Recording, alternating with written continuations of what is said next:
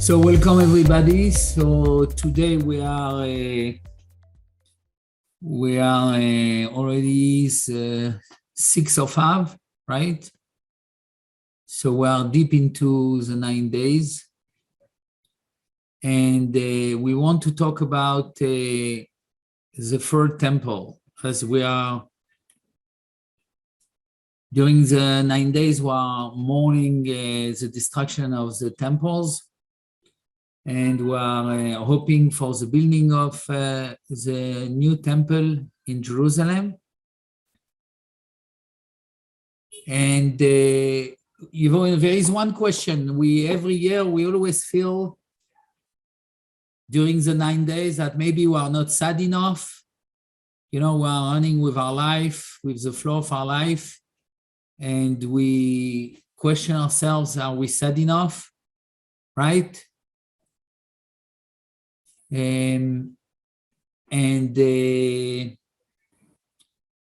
So how should we really force ourselves to be sadder? Should we channel the lack of the temple into positive energy? But I think before that, do we really aspire to the third temple? What this aspiration, although we are davening and in the free time a day, we are and even when we bless on the food, we keep talking and we keep reminding how much we are missing the temple and how much we aspire to the third temple.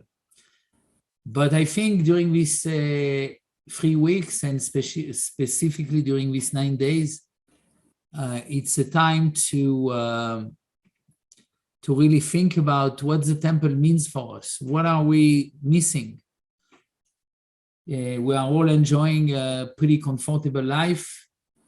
We have the opportunity and the privilege to be able to practice Torah. We have communities around the world, in Israel, in the United States, especially in Israel, which are vibrant communities, studying Torah. So what are we really lacking? Do we really want to take a cow and sacrifice it and get the blood on our hands, the warm blood? That's what we are missing. It's when we really think about it, it's challenging. It's challenging to really be honest about it and define what we are really missing.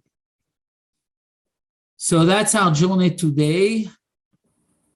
Unless you have a better proposal.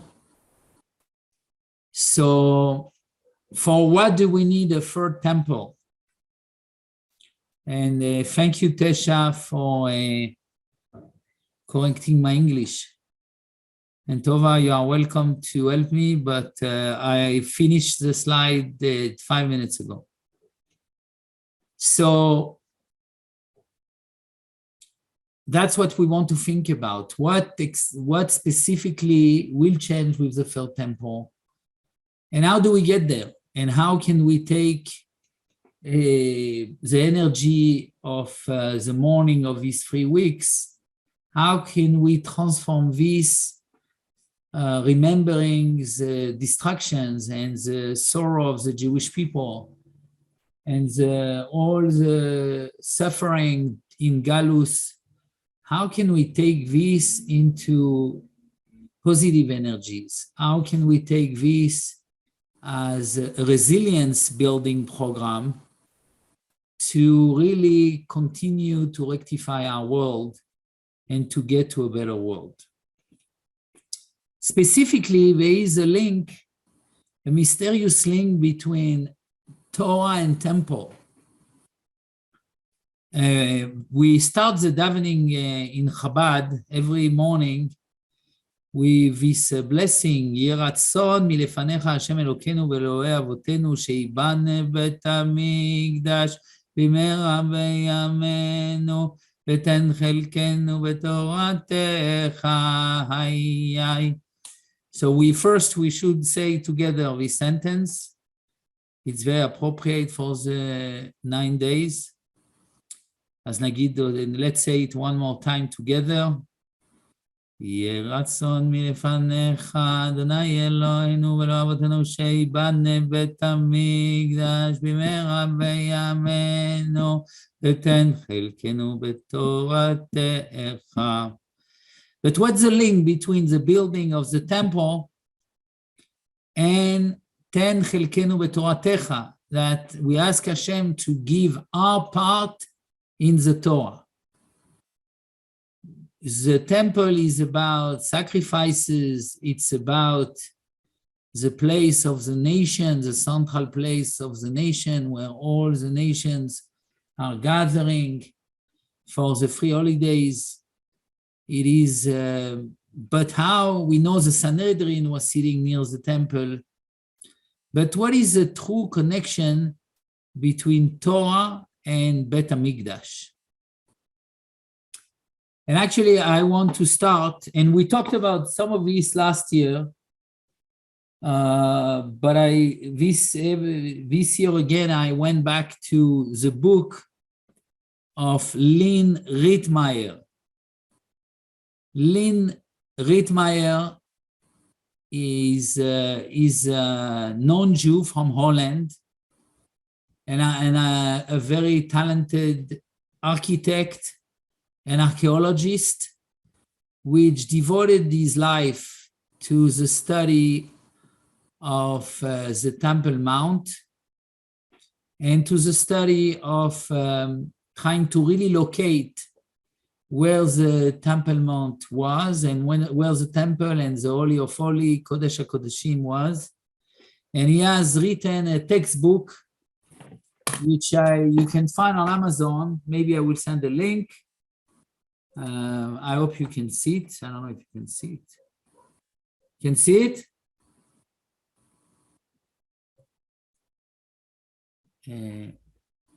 This is the book, The Quest.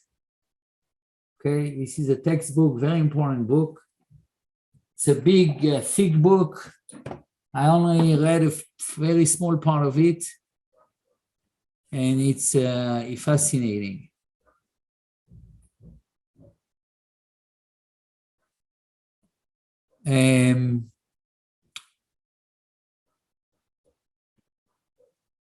So let's learn some of his findings. So this is a Temple Mount. Let me see. I share my screen. So this is a Temple Mount in Jerusalem. And we know that the Temple Mount, where the temple was built, was an area of, according to the Mishnah in Masechet Midot, it's 500 cubits on 500 cubits. So it's 500 square cubits. A cubit is half a meter, and I believe it's 1.5 feet. And so here you can see the rectangle actually defines the square of the Temple Mount. You can see that the Kotel is on the western part. The Kotel is not the western wall of the temple, it's a western wall, it's outside the Temple Mount. As you can see here, it's outside the rectangle. It's outside the 500 square cubits square. It has been built by King Herod, which has made the whole, he has made the whole area a lot bigger, and he built additional foundation and walls. As you can see, there is a bigger rectangle, and the Kotel is part of this rectangle, of the larger rectangle outside the Temple Mount. And when we go up to the Temple Mount, we make sure to not to get in the places within the. We can get into the Temple Mount if we have gone to the mikveh with strict rules of mikveh.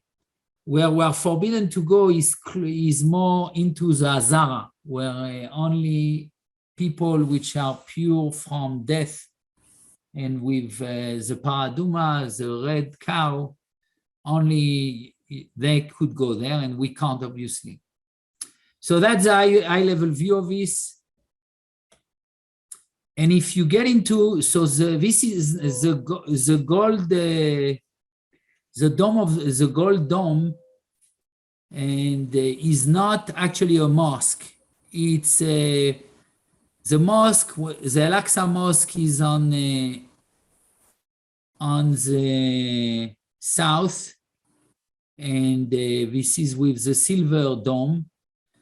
And the Dome of the Rock, which is also called the Golden Dome, is actually it's actually where there is the foundation rock. So if we can't get inside, only very few people, even the Muslim, can't get inside, as paradoxically it is to say even the Muslim. Only the Waqf, which is Jordan guard of the Muslim guard of the Temple Mount, which are controlling the Temple Mount in coordination with the Israeli police. And if you get into the Dome of the Rock, there is a huge foundation rock, which is actually covered and hidden from outsider's view by a huge veil. And we don't have really the opportunity to, even the archaeologists don't have the opportunity to study it and to learn about it. But Lynn Rittmeyer had the opportunity when in 92, they were doing some work, and he had the ability to visit and to actually see the foundation rock. So this is a rock. This is not a moving rock. This is a rock which is attached to the land, and it's a foundation rock where you can build actually on top of it. And you have seen actually that there was there is a flat part, which is a foundation trench. And this is actually this was when David bought the Goren from Arona, which was also, they have a foundation trench. But what I want to talk about is more he actually witnessed a rectangular depression. Okay, you see within what is supposed to be the Holy of Holies. So the Holy of Holies is actually at the exact location of the foundation rock. So within the gold dome, which is also called the Dome of the Rock, because the rock is inside. And that's where, and actually Lynn Rittmeyer demonstrated in his book that this is exactly where the Holy of Holies stood. And the foundation rock was actually, as its name says, a foundation rock for the Holy of Holies. This is the foundation rock of the Holy of Holies. And this rectangular depression, he wondered what it was. And he was able to obtain also pictures, which has been taken at the beginning of the 20th century. multiple pictures from different angles, and he was able, using computer vision software, to measure the rectangular depression. And he found that he was astonished when he found that it was 2.5 cubit on 1.5 cubit. Why he was so astonished? Any suggestion? What is 2.5 cubit on 1? Yes, Tova? You can't speak? Okay, I will ask Elazar.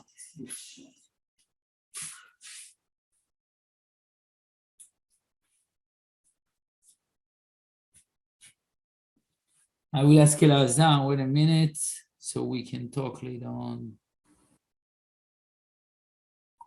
אלעזר, הם לא יכולים לעשות unmute. עוד פעם חזרנו לבעיות האלה?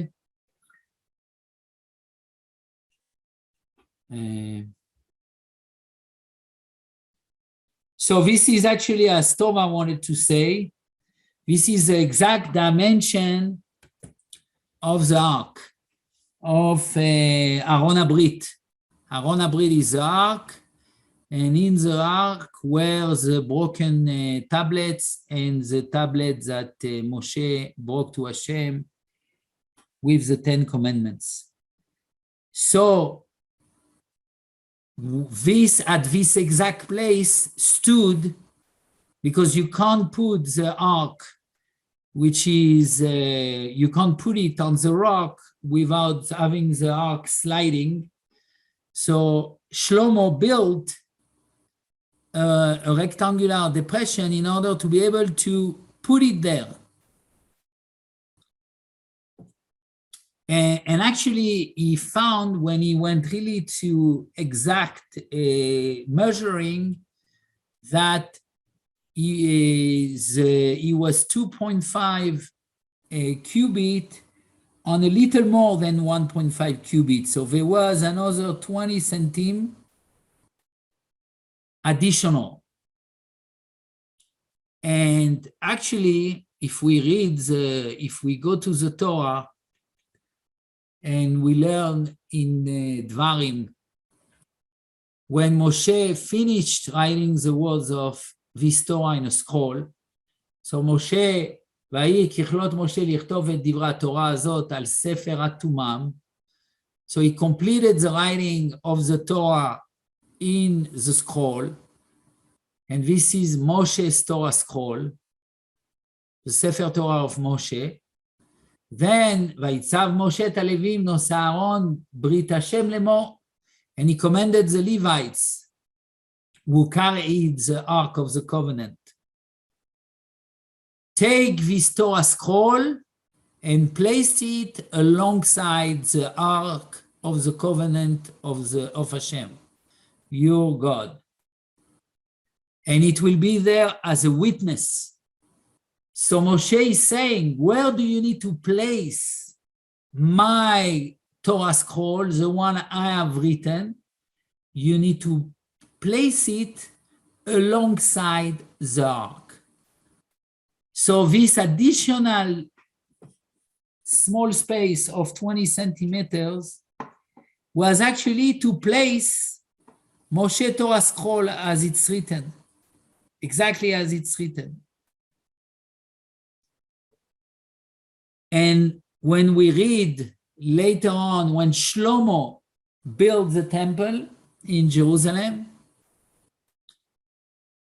it's written, ודביר בתוך הבית מפנימה הכין לתיתן שם את ארון ברית השם.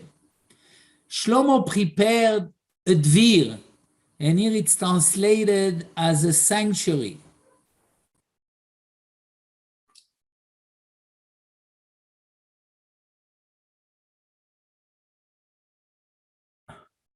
Sorry, I'm calling Elazar, so he opened up the microphone.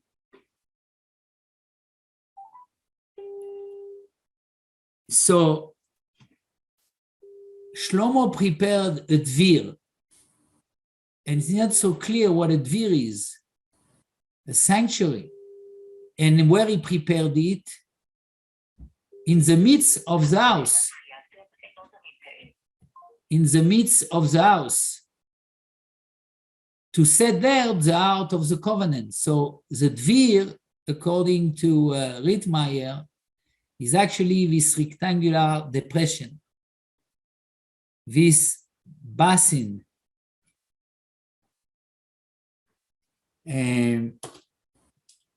So this basin, this depression that was built in order, as it's written here very clearly, to set there, to put there the Ark of the Covenant. So he built a rectangular depression, a Dvir. So that's a new meaning of the Dvir, which is according to the reality found by the archaeologist.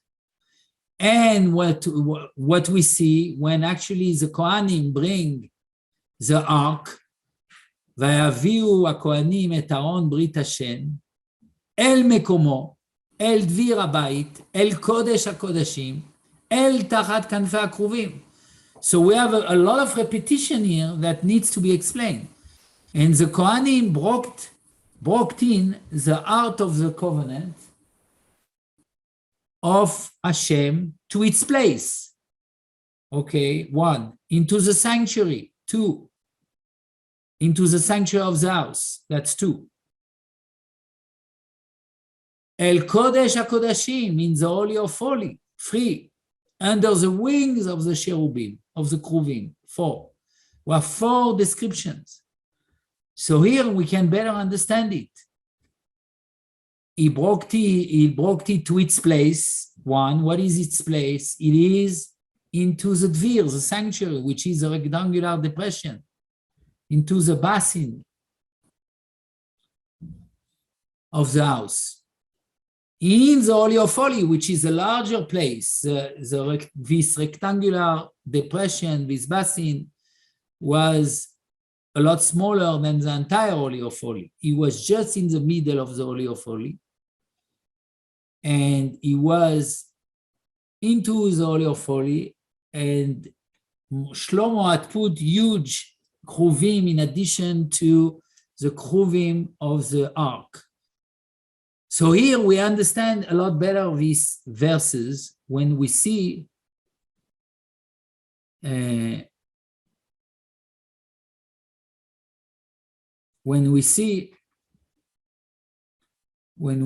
that the reality on the ground is exactly as described in the Torah. So, this is not like a philosophical discussion. This is actually history. This is there. And actually, the Rittmeyer also showed that when you place the Holy of Holy this way, you find a decline to the highest peak of the Mount of Olives. Exactly as it's written in the Mishnah, that the priest which would sacrifice the red cow would have a view directly into the Holy of Holy. So now we know exactly where the Holy of Holy was.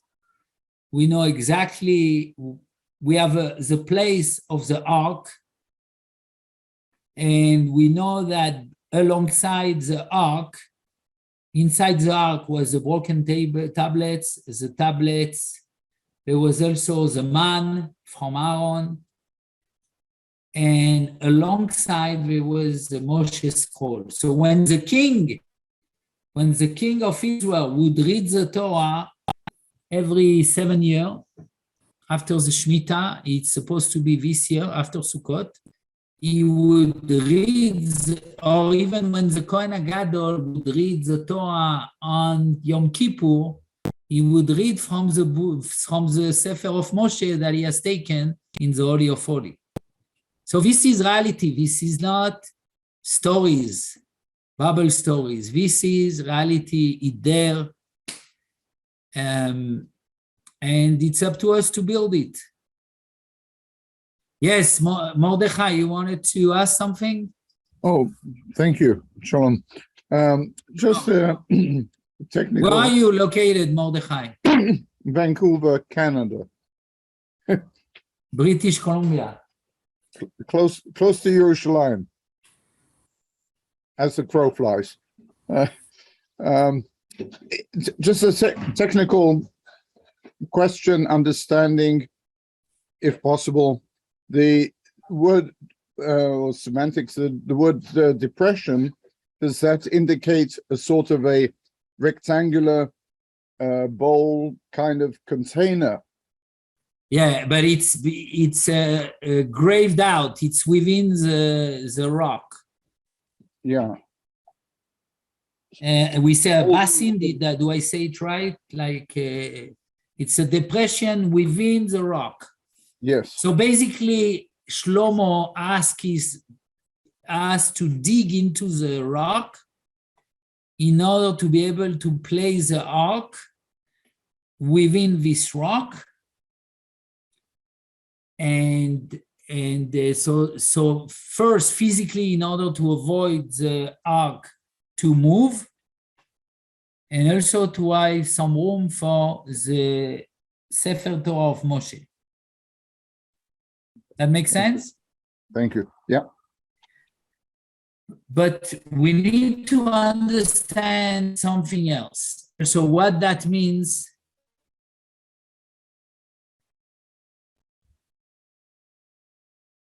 on the spot, I speak of Art Sofim, maybe the University of Art Sofim, on the I speak of Art Sofim.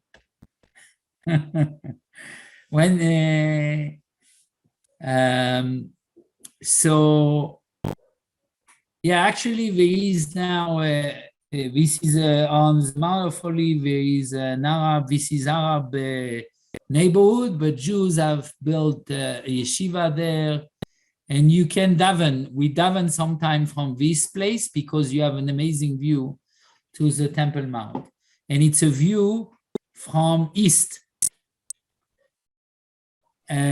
So yes. Just to ask, so when in the time of the Beit HaMikdash, was there a role played by the top of Har Tzofim? Was it? I mean, we have drawn a line to the highest spot on Har Tzofim. Was that in any way relevant in the time? Yeah. So the Cohen, there was one Cohen, which was, the Mishnah tells us that for the burning of the ashes of the red cow, they would go on the Mount of Olives, olives, and they would go there, and he would do the burning, and he would have to see the Holy of Holy, Kodesh HaKodeshim. Really? He could see all the way into yes, and that was a requirement. There should be so there was a view line, a direct view line, because because of the holiness of the red cow and the connection with the Holy of Holy, he had to see the Holy of Holy. So he could see the ark, basically. But so Yaacov, then isn't that spot a holy place also on Har Tzofim? Shouldn't it be? No, it's not. I don't think it's special. No, it doesn't have dusha and limitations. No, the only limitation is you see the two rectangles. The larger rectangle is the Orodus temple, and on the west, which is on the left of the screen, this is where is the Kotel. And the smaller rectangular is Temple Mount. This is the only place, 500 cubits square. Okay, and that's where you need to go to mikveh to get to the external part of this square. And we are not allowed to get into the yellow. You see the yellow, this is the Azara. So we are very careful not to get into it. Thank you. So what we saw, we need to understand, this is archaeology, this is the reality, and the reality is exactly like our text, which is amazing to me. We are living, you know, the Torah is truth, and this has been discovered only 30 years ago. Okay, this is just unbelievable that our history of 3,000 years back, or even more, 5,000 years back, this is actually just here, real.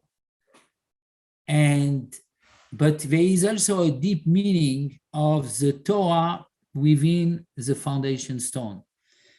The foundation rock is the foundation rock of the Holy of Holies. The walls of the Holy of Holies stood on the rock. But the Zohar tells us, and in the Gemara it's written, that this is the rock which God created the world from. The world was not created until God took a stone called Even HaShtia.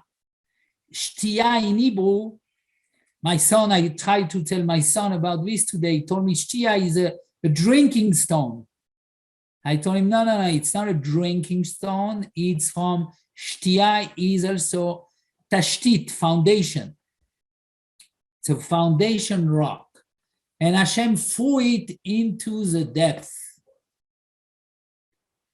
where it was fixed from above till below. So the stone was fixed to the higher worlds, but it would go down to the lower worlds. And from it, the world expanded. And it is the center point of the world. And on this spot stood the Holy of Holies. Again, same. So the foundation rock is actually the world. This is the foundation rock of the world. And what that means when the Ark of the Covenant, Aron HaBrit, with the Torah inside and with the Sefer Torah of Moshe alongside, are within the rock, within the world.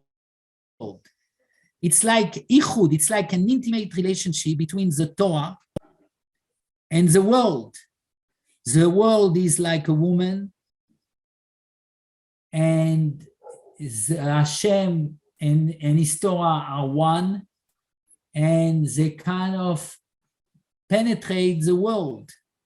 The Torah penetrates the world, and the Torah is within the world. So there is a ichud, there is an intimate relationship between Hashem and the world, between Hashem, between the Torah and the world. The Torah become revealed in the world. Today, the world is a world. You know, you go outside. I was in Tel Aviv yesterday. I had a 7-kilometer walk in 100 Fahrenheit. And you look at Tel Aviv, even Tel Aviv, holy city in Israel, it doesn't look like a Torah. And you read the Torah, it seems to be far away from the world. But at the time of the temple, the world and the Torah were one. There was no dissonance between business and Torah. They didn't need my class. I'm gonna be unemployed very soon. Baruch Hashem.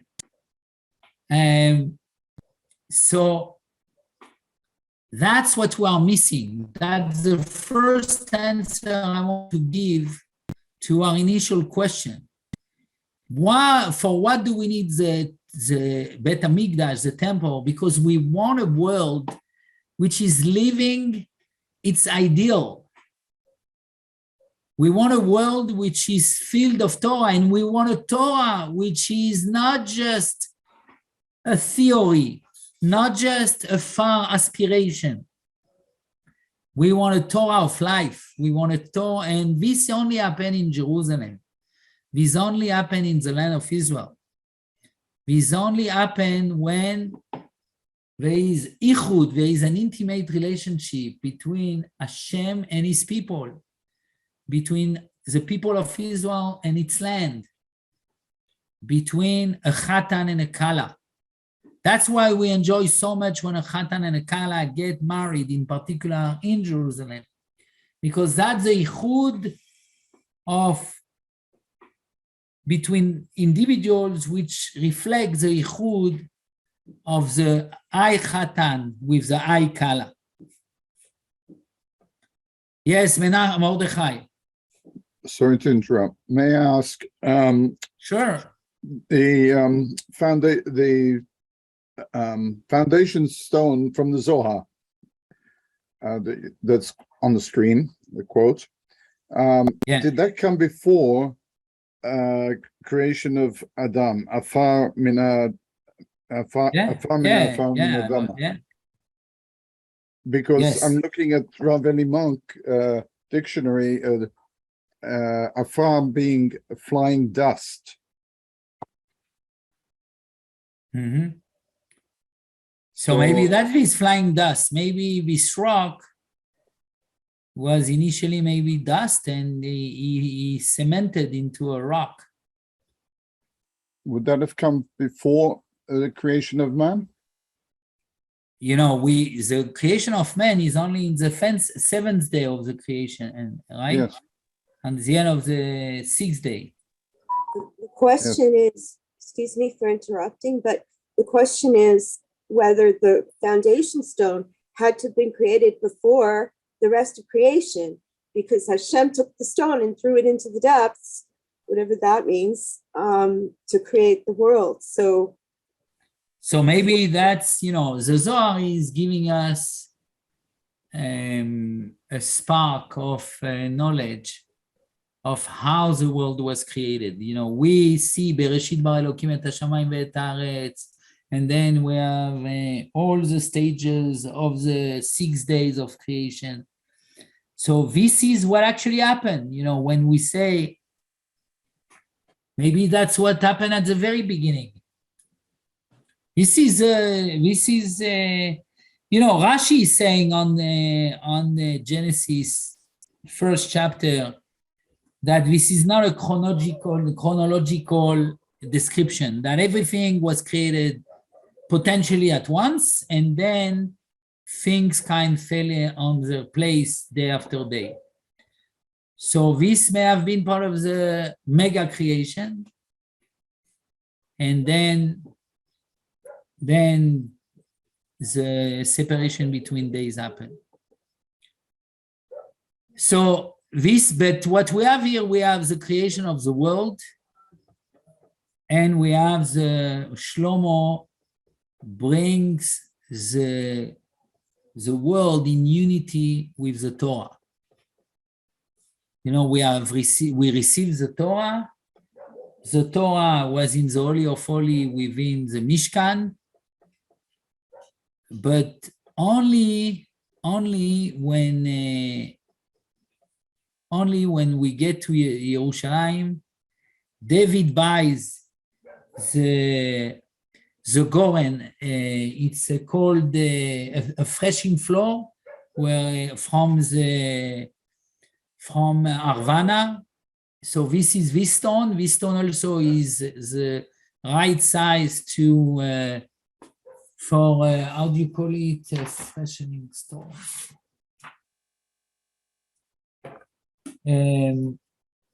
The place where the Goren, the Goren is the place where you separate the grain from,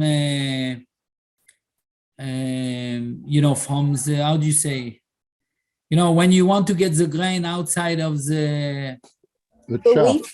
Off. Say that again? You mean chaff. To say the wheat chaff, from the chaff, the grain from the chaff, yeah. So they were doing it with a donkey which was turning, but basically they were doing on a stone, and the stone is also. So this is a place David bought. This is a place Shlomo built the temple. This is a place, and when he did that, he created this basin in order to be able to put the ark into it. And he recreated basically, we went back to Gan Eden. We went back to Gan Eden when Hashem was in total harmony with the world. And here we had the harmony between the Torah and the world.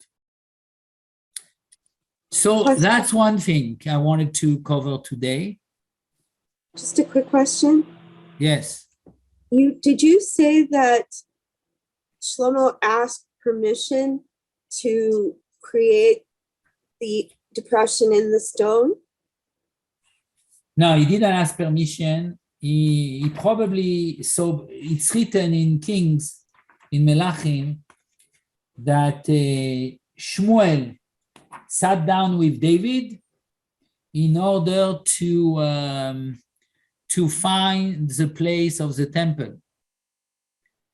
And the Bible tells us that the altar was built on the threshing floor of Arona. The flat top of the rock would be far too small for a threshing floor. So basically, David bought the place. Shmuel told David that this is a place to build the Mikdash. They made a plan to build the temple, but David couldn't build the temple because he was a warrior and he had spilled too much blood. Eventually, Shlomo built the temple according to the instruction of his father, and he probably got the instruction to dig and to carve a depression so he would be able to put the ark.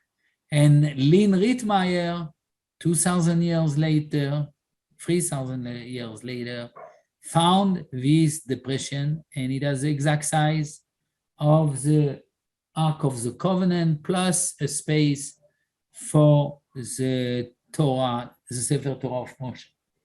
But they must have created a floor to be straight above the rock.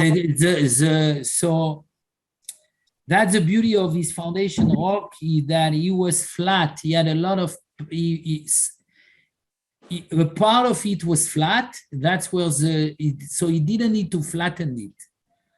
And that's why he was able to put the wall of the temple on that foundation. So it was the foundation of the temple. There are a lot of details, and I didn't understand all the details. It's about exactly how the geography. I will send a link to the site of Lee Rittmeyer. I can show you quickly. I think I have the site here.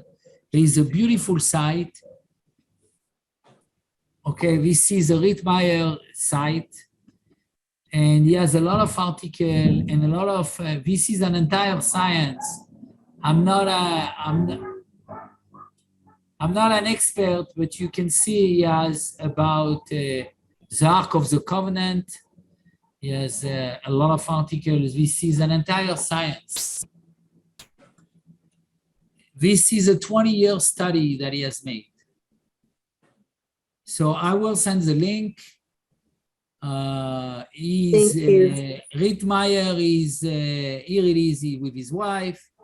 He's really one of the Chasidei Umot HaOlam. He's very well regarded by rabbis in Israel. He went back, I think he lives in London right now. So I contacted him last year and I bought a couple of presentations that I used in these slides. I used some of these slides. So I want to get to Rabbi Ginsburg, how he explained also to answer even in a deeper way what the work of these 22 days and why we need a temple for. Rabbi? Yeah, not Rabbi, Yaacov.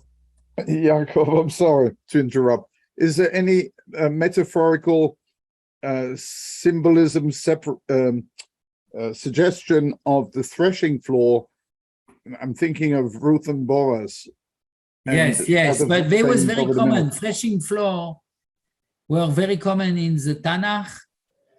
And basically, King David bought the threshing floor of Arnona. And yes, it's related. Thank you. So if we look at the 22 days, and I read an amazing article from Rabbi Ginsburg. It's in Hebrew, but I will give you the scoop.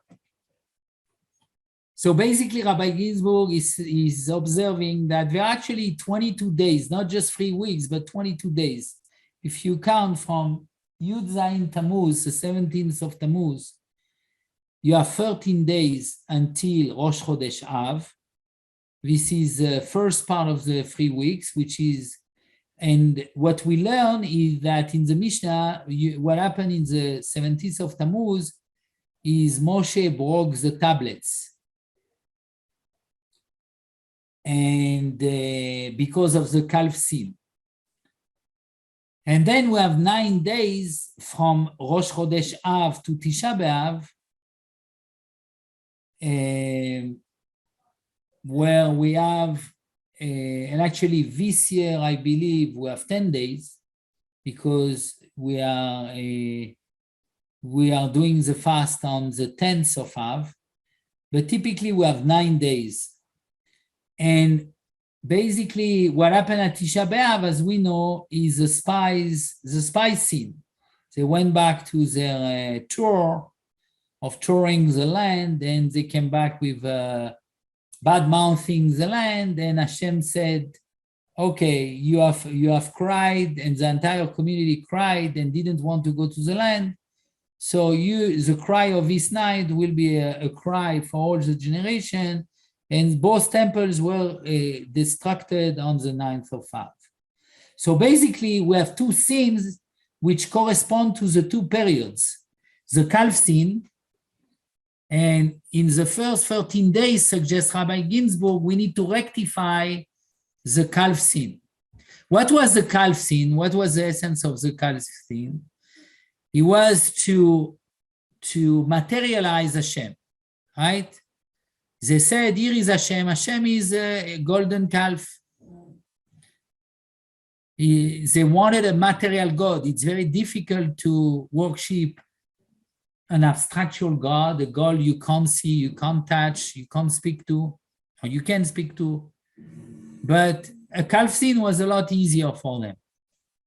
So basically, the rectification of the first 13 days are the rectification of materializing Hashem. The spy sin is exactly the opposite. They didn't want to enter the land, as we learn in one of our lessons, according to Rabbi Ginsburg teaching and the Rebbe teaching. And the sin was actually that they wanted to stay spiritual. They wanted a totally spiritual life in the desert, and they wouldn't enter the land to materialize and implement the principle of Torah in the land, and came to this realization of the Torah principles in the day-to-day mundane life of working the land and harvesting the land and keeping the law of related to the harvesting of the land. The spies wanted to stay in a spiritual realm without getting into the land. So Rabbi Ginsburg said that the 9 days were supposed, and today we are supposed to rectify this, to be keeping Torah at a spiritual level, not taking Torah down to earth. And the big breakthrough of Rabbi Ginsburg, his brilliance, is to say, okay, 13 days correspond to 13 principles of faith of the Rambam.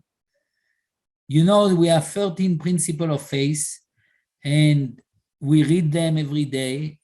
Some read them every day. I don't. And all these principles are about the unity of Hashem, the eternity of Torah, the belief in Mashiach, the belief in the resurrection, the Tchiat HaMetim, the death, resurrection. But it's all about that there is a God which is one and unique, and you can't materialize it. So basically, the 13 principles of faith of the Ramban are a rectification of the materialization of Hashem. And the time of the Galus, we spend a lot of time, the old Talmud and the Judaism of the 2,000 years outside of Israel, we really elaborated on this. And the Jewish people understand now how much Hashem is spiritual and how much we shouldn't materialize him. But then we need now to rectify the spice sin, which is the opposite sin, or somewhat opposite, which is saying that Torah should be only spiritual, only in the yeshiva, only in the Bet HaKnesset. And Rabbi Ginsburg defined 9 principles of Hasidut, of the Pnimiut Torah, of the inner Torah, which will rectify. And he's saying the entire goal, essence of the Hasidut, of the inner Torah, is to unveil a new Torah which will enable us to implement Torah in the lower world. The first principle, which is actually the main one, is a new Torah will emanate from me. The prophet is telling us that, but let's read it, Ki nicham Hashem Tzion, nicham kol charvotea, vayasem midbara keheden, ve'arava kegan Hashem. So this is Yirmiyahu 51. Hashem shall console Tzion. He shall console all its wounds, and he should make its desert like Gan Hashem, like a Gan. Here it's written paradise. It's not a good translation. It's like a garden.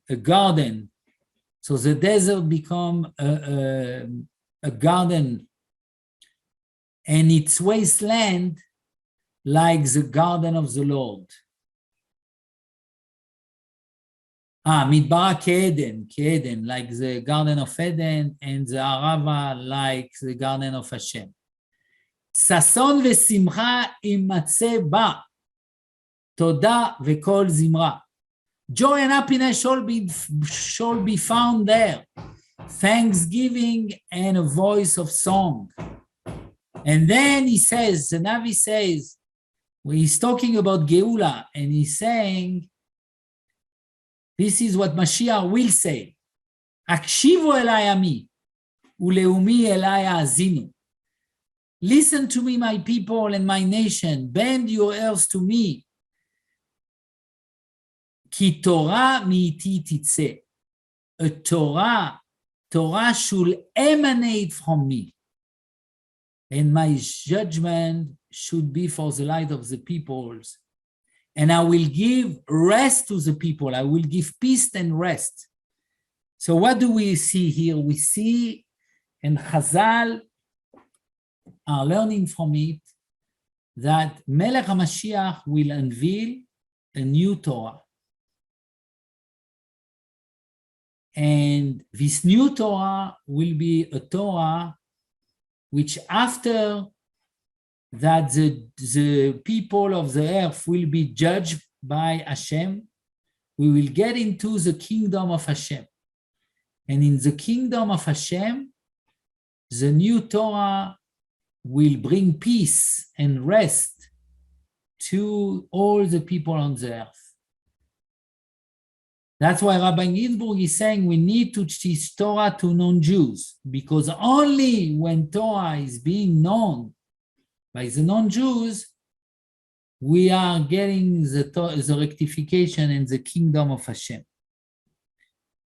So how this works with the principle of the Rambam that the Torah is immutable?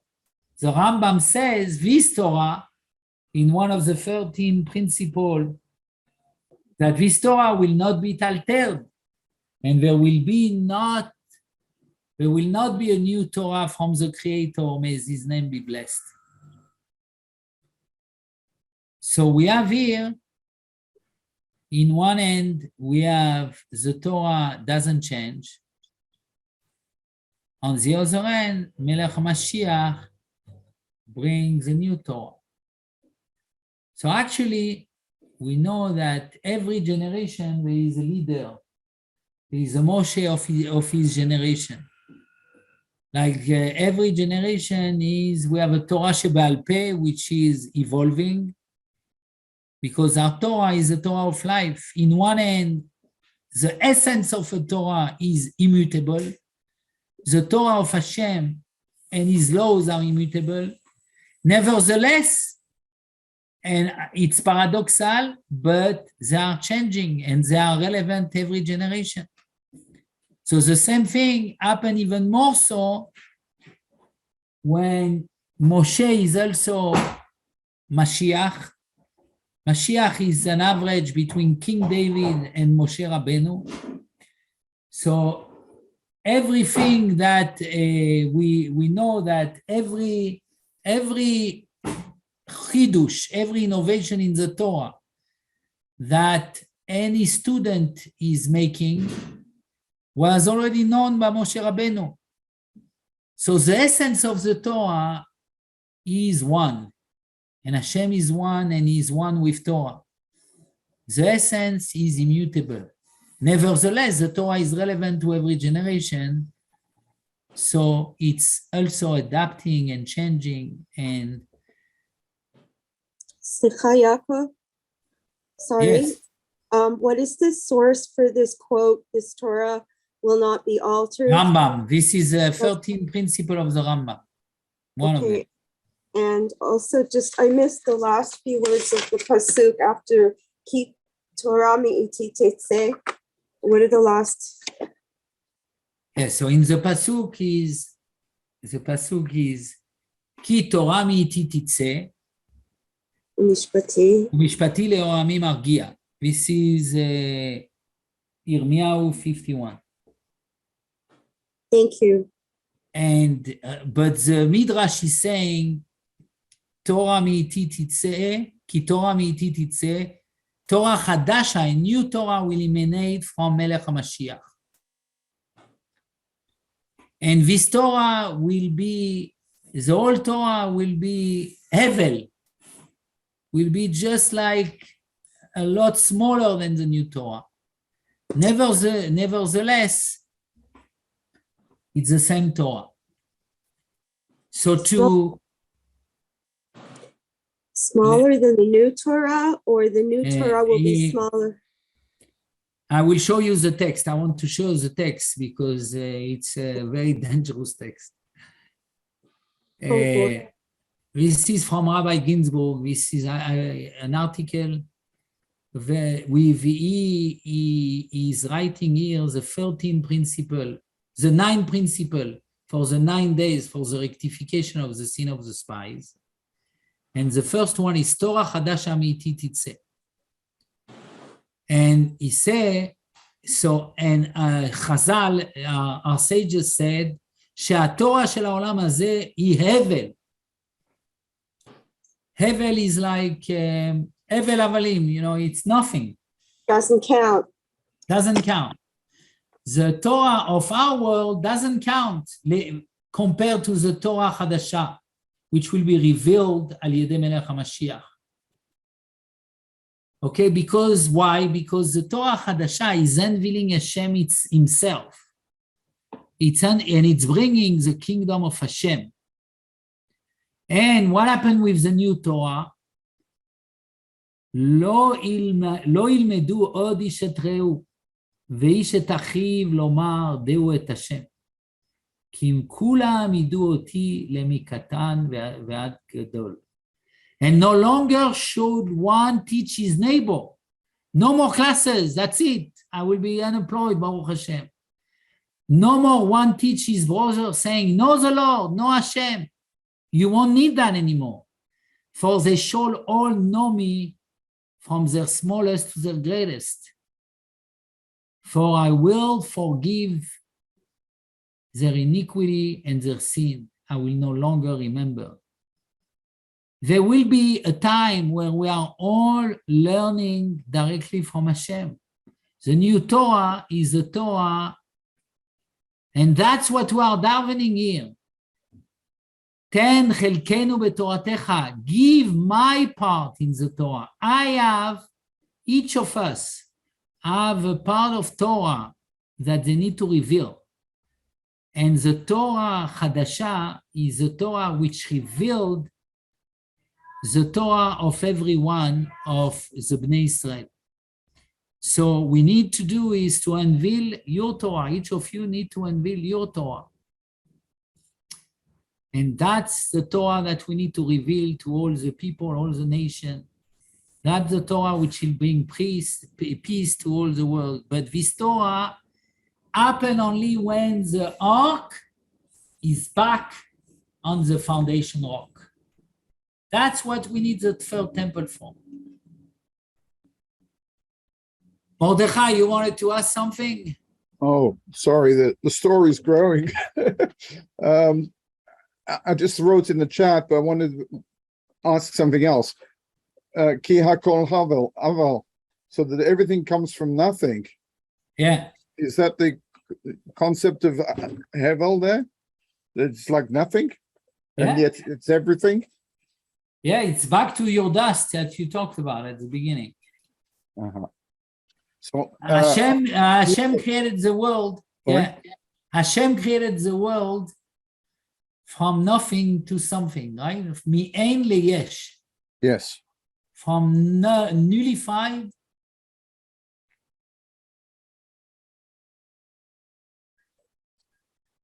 I have here Rav Ginsburg's book, Aleph Beis.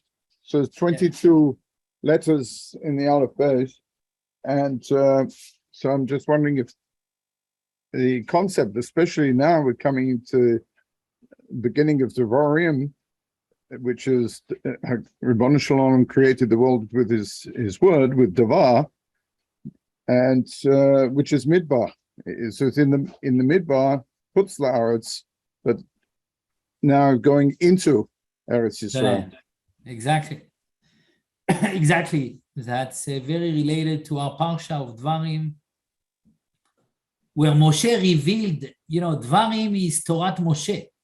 Dvarim is a discourse of Moshe. And so this is the beginning of this process of the Torah going from being revealed every time more at every generation. And Moshe הוא גואל ראשון, הוא גואל האחרון. As Rabbi Ginsburg always said that, basically Moshe will come back as Mashiach. And the same way Moshe revealed Torah Hashem, Mashiach revealed the inner Torah. But it's the same Torah. It's the broken, this is also the broken tablets. We never got the broken tablets. In the broken tablets was the Torah, the inner Torah. We got the second version of the Torah, the Torah of the second tablets are the Torah that we needed in the first 3,000 years in order to be different, to set up our identity as a Jewish people. But in the world to come, with the Torah Mashiach, we are sovereign on our land. The temple is built. The intimate relationship between Hashem and the world is restored. And we spread, the Torah is being totally spread. And it's a Torah that each of us has his part. And it's a Torah which margia. It's a Torah which brings peace to the people. Eloch Lardio Yisrael. Huh? Like the song we sing, Haloch Lahardio Yisrael. Yes. Charev. Haloch Lahardio Yisrael. That the people who have survived the sword, you should go and comfort them. Comfort Exactly. is, That's from the prophet also. but when you were bringing that quote where it says about the Torah Chadasha, is that also from Yirmiyahu? So Yirmiyahu, there is in Yirmiyahu, in Ishayahu there is Torah Chadasha. In Yirmiyahu there is a new covenant, Brit Chadasha. Wait, so with the one you presented? I quoted only Yirmiyahu. Okay. But there is, to understand the full picture, and again, I don't think I understand it, but there is a parallel chapter in Yirmiyahu 31 about the new covenant.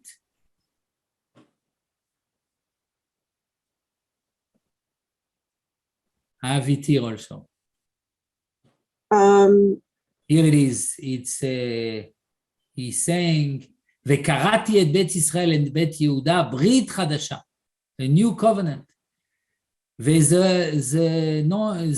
Christian made a big mess of all this. That, you know, that's one of the reasons we don't talk about these topics. The reason these topics are not being taught because